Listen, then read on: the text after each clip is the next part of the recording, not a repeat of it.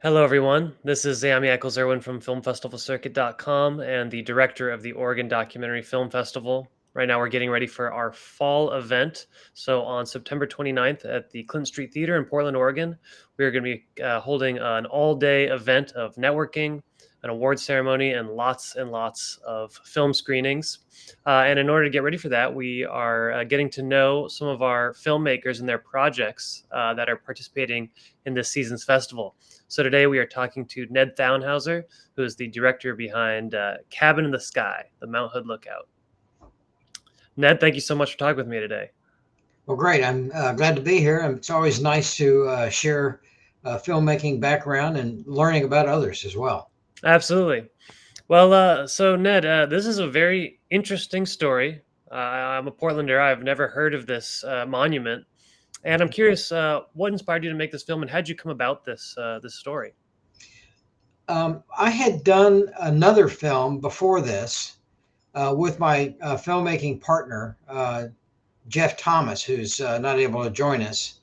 We had done a film called Ranger, the Canine Alpinist, which was about this dog, Ranger, that in the 1930s and 40s climbed Mount Hood 500 times from Oh government wow! camp. And that film became very popular. And there was a film festival in New York called the New York Dog Film Festival, and it was accepted. And we traveled out there to that festival and enjoyed going to New York. And I have a son on the East Coast, and we then went and visited him. But the Ranger, the Canine Alpinist, kind of re-triggered my interest in the history of Mount Hood. Totally. And my friend Jeff, when we made the film about Ranger, there was a gentleman that was referenced in there, Lige Coleman. It's my dog going after the mailman.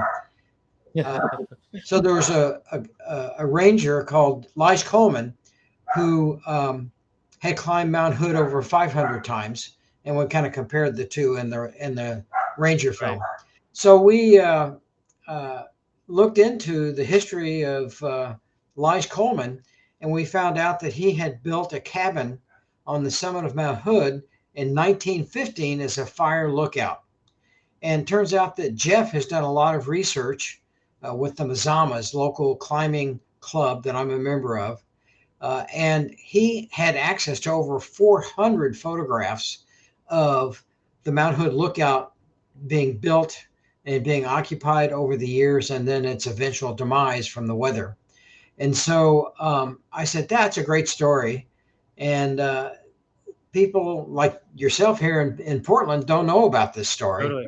And we thought it'd be a great story to tell. So we put together this 10-minute film about the summit cabin that was built in 1915 and was, in use through the mid 30s, and then fell into disrepair. And I think in the late summer, when all the snows melted, you can still find some relics of the cabin Oh on. wow! At least that's what I've heard.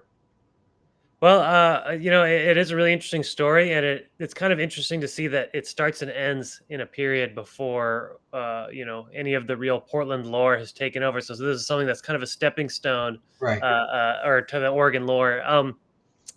And I gotta say, I was stunned with the quality and how much archival footage you were able to incorporate. The photos are incredible, and they show every aspect of Yeah. it. And there's even some footage. I mean, that was incredible. Tell me, what was that like sifting through all that and selecting those? And I mean, it's a real treasure trove. Well, it was a revelation for me because I didn't know the story of this as well. And there's a book about Lige Coleman that tells his life story, and we use some of that information there to validate some of the rumors that have been Okay, published. yeah. There's a number of websites that talk about this. About if you look up Northwest Fire Lookouts, there's a website, and there's many lookouts in the Northwest that were used by the Forest Service and others.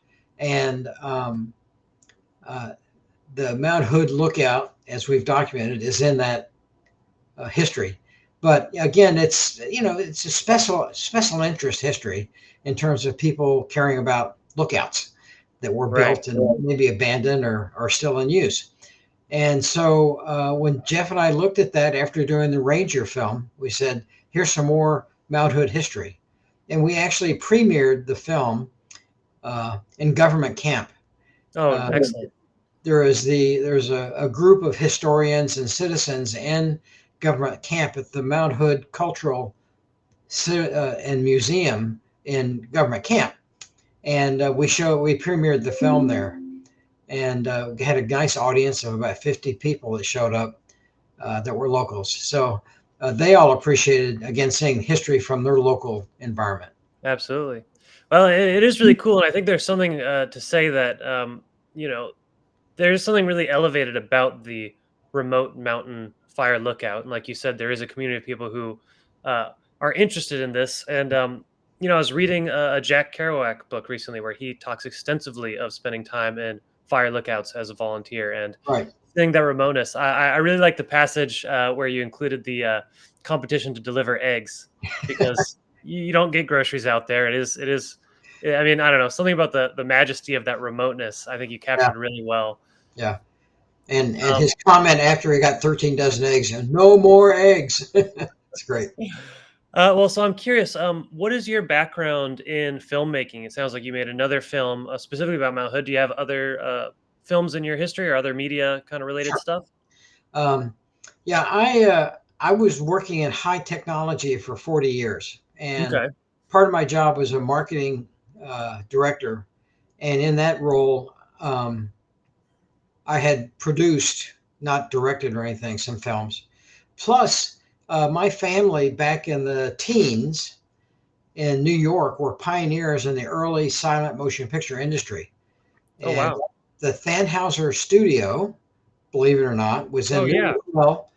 New York, and that studio made over 1,000 films.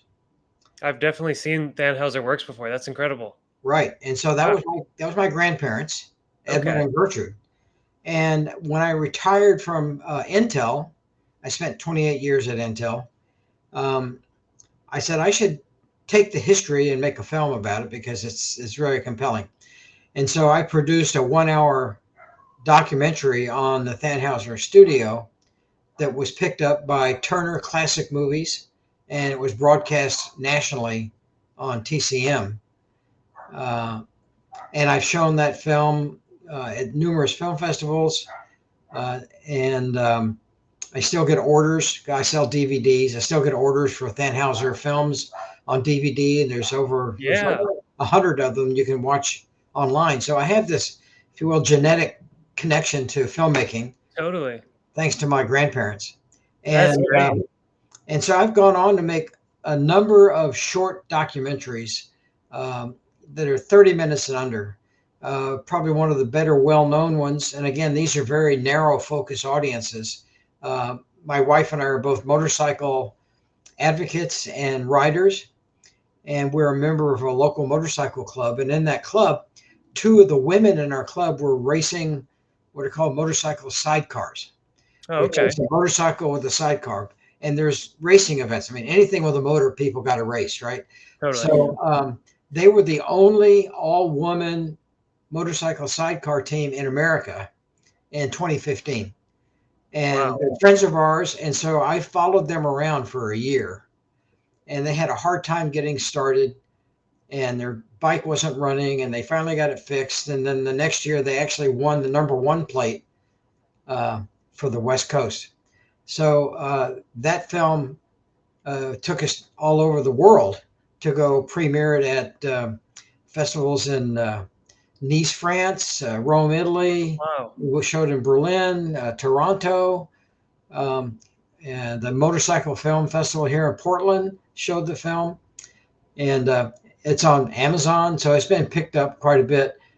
And again, people who are into motorcycles and motorcycle racing really like it, but that's about it. I mean, it's a great story of these two women overcoming mechanical barriers and fixing Totally. their bike themselves. And so it's a good story of overcoming difficulties and achieving a good result.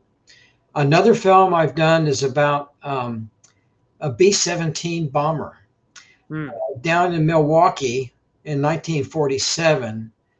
a man who owned a gas station decided to buy a B-17 that was surplus after the war. And he bought this B-17, flew it back to Portland, and then mounted it over his gas station as a roadside attraction. And that gas station, because of that roadside attraction, sold more gasoline back in the day than any other gas station in the United States because people Wow. want to come see it. So it became a roadside attraction. And that airplane flew, I put that in quotes, it flew over the gas station for 67 years. And his grandson decided that the airplane should be restored to flying condition. Oh, wow. And so there's another film I've done that documents that story. And that's gotten a lot of play as well. And again, there's numerous other little short films, but those are kind of the highlights right there. So I've made probably, 2 dozen of these short films. Well, that's incredible, and it seems like you've really established a niche for yourself as someone who documents kind of local lore and special interest stuff. I Yeah. can say I watched excerpts of the Thanhouser documentary. And I didn't Oh, realize that was you for college. I mean, that's shown in academic arenas oh, really? for film history. Well, Where I'm did you curious go, then. where'd you go to school? I went to Portland State, and a part of the film history was silent films, and I think we focused on Thanhouser because you are sort of local and Yeah. known Yeah. to the community. Um, well, so you've made a ton of films. You're quite experienced, but I'm wondering, did you learn anything from this venture making the Mount Hood film? Was there any new insights in the craft you took away? Um, I think, like, and one of the things I did on Ranger and one of the things I did here was we had a lot of black and white photos that get kind of boring. And so I've honed my skills using Photoshop to do colorization of some of the images. Okay, So some of the images in the end of the film have been colorized, and it looks okay, really pretty good. they There's a look great. there's one image at the end of the film of a man sitting down in front of this wreckage of the film, and it's in color in the film, but that's a black and white image. Wow. So one of the skills I developed was being able to do colorization. I got a feeling with more and more AI coming out, you're just going to be able to say, "Please colorize my film," and it'll do it for you. But I had to Totally. use there's a colorization feature which I think is probably AI based that's in Photoshop. So I learned how to use that. That was and I did the same thing in some colorization in the Ranger film about the dog. Well, I love those aspects at the end where it becomes color, and I think there's kind of a almost like a final one where there's a group of guys sitting around the wreckage, and it feels Yeah, so contemporary. And yeah. then you hear that this is, I think, late '40s, and it's sort of I don't know. I think it really helps to bridge the gap between Well, modern. that's good that you noticed it because that was my intent. If you notice, all the photos that we use in the beginning of the film up to about the time it demised were black and white, and we Right, kept them black and white. And then the more modern, if you will, 50s and so on, I tried to use color photos to kind of bring it into more of this is more of a modern view of right. what's left of it. So that was, I'm glad you noticed it. But yeah, that was the intent of using the black and white photos in the early part, kind of that nostalgic, old school look, and then Totally. bringing it into a modern look. Well, I mean that's a great aspect and attention to detail like that.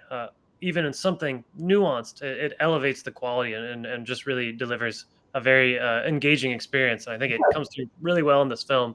Oh, good. Uh, You well, should take a look at Ranger.